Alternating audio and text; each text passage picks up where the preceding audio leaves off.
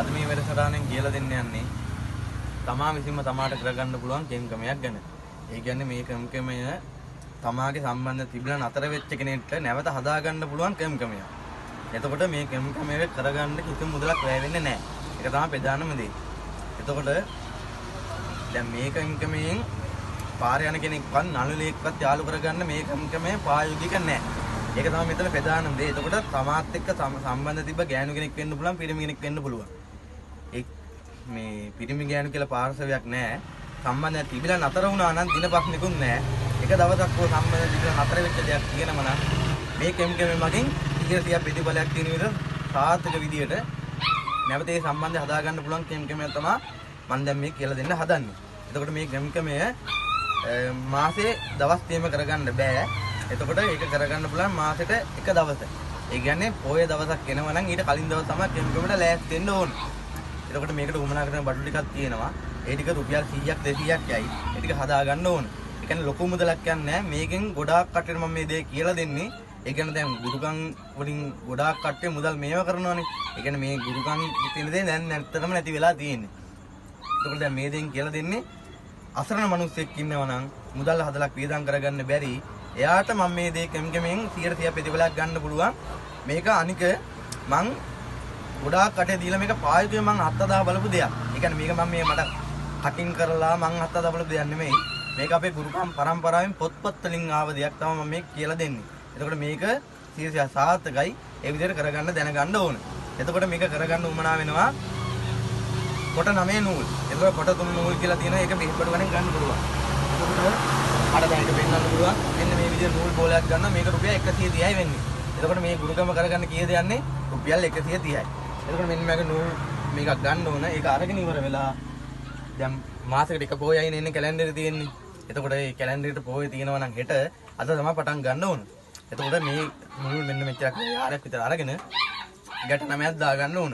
ඒ ගැට 9 දාගෙන ඉවර වෙලා තමන් නිවිහනිල්ල ඉඳගෙන කල්පනා කරගෙන ඒ කියන්නේ මේක කරන්න ඕනේ හිත 100% සද්දාවෙන් උතුම් විදියට කරන්න ඕනේ. මේක කව රවට්ටන්නවත් මොකක්වත් දෙයක් කරන්න මේක ප්‍රායෝගික නැහැ. මේක එකේ ඉතින් ආදරයක් අවංක ආදරයක් කියනවා මේක සාහිත්‍යය සාර්ථක වෙනවා. එතකොට මේ ගැට 9 හිර කරගන්න ඕනේ මහත්තයා මෙහෙමයි. එතකොට මේක කරන්න ඕනේ එකක් හිර කරලා එක දිගට ගැට 9 හිර කරගන්න බෑ. එතකොට මේක ගැට 9ක් තියෙනවනේ.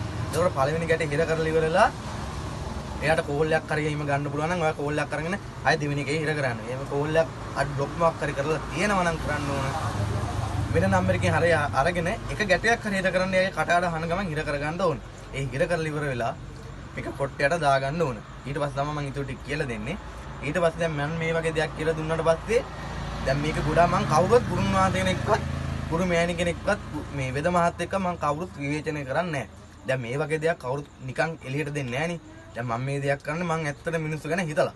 එතකොට මේ දේ හරියට 100%ක් කරගන්න පුළුවන් නම් මේක 100% සාර්ථක විදිහට මට වගකීමෙන් කියලා දෙන්න පුළුවන්. මම 100% සාර්ථක මෙන්න මේ කෙම්ගේ කරොත් මේ දේ වෙනවා. ඊට පස්සේ කරන්න තියෙන්නේ ගැට 9 100%ක් අවංක හිතෙන් ඔයාට හිතේ තියෙන දෙයක් මම මේ නැති වෙච්ච කෙනෙක් මට ආයෙ නැවත ඕනේ.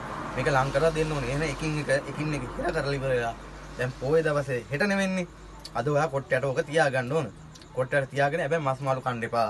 මේ දේ කරනවා ඒක මං හිතන්නේ ප්‍රායෝගික නෑ. මස් මාළු කන්න එපා.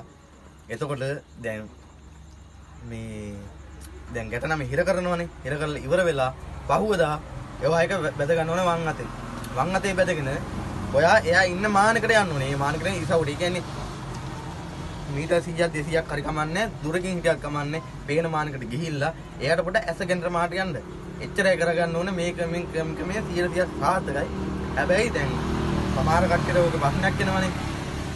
ඒ කියන්නේ ළඟපාතකට යන්න බෑ. හැබැයි මට මෙහෙම දෙයක් කියන්න පුළුවන්. එතකොට දැන් ෆෝන් එකෙන් වීඩියෝ කෝල් එකක් කර මොකක් හරි ගන්න පුළුවන් ඒක හරි.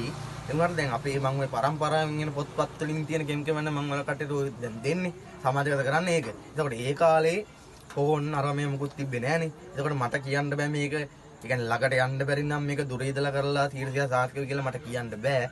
හැබැයි එහෙම කරගන්න පුළුවන් නම් එහෙම කරගෙන බලන්න. හැබැයි මෙහෙම සාර්ථක වෙච්ච දේවල් තියෙනවා.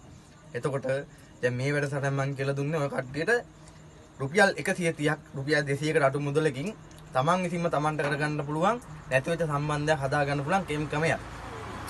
එතකොට දැන් නැවත මම වැඩසටහනක මම කියලා දෙනවා එතකොට මේ දුරේ ඉන්න කට්ටියට එතකොට ඒ කියන්නේ Tamanට ඒ කියන්නේ නිකමනිකුත් Tamanට උමනා වැඩක් කරගන්න පුළුවන් මොකක් කර දෙයක් කරගන්න පුළුවන් කැමකමයක් මම ඊළඟ වැඩසටහන කියලා දෙනවා.